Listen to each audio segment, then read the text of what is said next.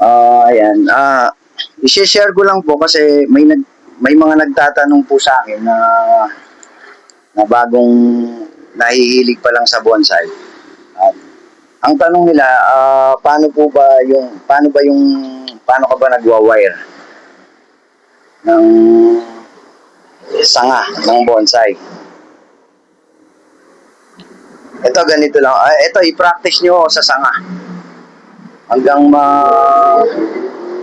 makabisado nyo. Kasi ito hindi siya dugtong kung sa actual may paghahawakan ka eh. I-anchor nyo po muna dun sa ayan, halimbawa ito yung sanga ng trangko. Ganito po yung pag-wire niya. Aalalayan nyo po ng daliri.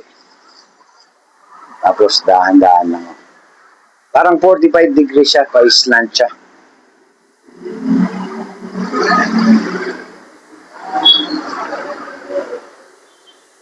Ayan siya. Ayan, halimbawa, ito yung wire nyo. Pa-slant po siya. Ngayon, dahan-dahanin nyo lang. Malalaman mo kung tama yung wire na ginamit mo, yung size niya, yung aluminum. Ayan, pag binend mo po siyang ganun, hindi siya nabali. Pero kung ayaw niyang sumama, halimbawa, binend mo, ayaw sumama. Ibig sabihin, maliit yung wire mo. Pwede mo siyang, halimbawa, kung maliit ang wire mo, dodoblihin mo lang. Tapos kung double wire po kayo, mas maganda yung dikit siya. Ang pagwa-wire po, pag nag-wire kayo, hindi ang iniikot yung sanga mababali. Halimbawa ito, iniikot mo yung sanga, mababali yan. Ang iniikot po yung mismong pang-wire mo, yung aluminum. Ikot. Tapos ikot. Ayan po. Bawa ito. Pa-slant siya. Tapos ito, wala siyang masyadong siwang. Para maganda rin siyang tignan. Ayan, i-bend natin. Bawa, kunwari, i-bend mo. Bawa, ang gusto mong korte, i-S mo na siya. Letter S shape. So, para magkasayaw siya. Ngayon, kung gusto mong S shape din siya sa ilalim, yan. Para kahit saan mo siya tignan, kita yung sayaw ng sanga o yung puno. O kung, ayan, halimbawa, kung bonsai, yan yung trunk. Ito, i-wire natin. Dahan-dahanin nyo lang o. Pag sanay na naman kayo mismo, bibilis yung kamay mo. Bawa yan, idiretso natin. Ito, sangaunang sampalok to eh. Yan. Kung pasayawin nyo, pag tama yung wire nyo, hindi kayo mahihirapan, hindi nababali yung sanga ko. Ang binebento yung yung mismong wire, yung aluminum wire. Huwag nyo ibebenta ganyan, baka mabali. Ito, makunat to, kasi nga, sampalok. Ayan mo siya.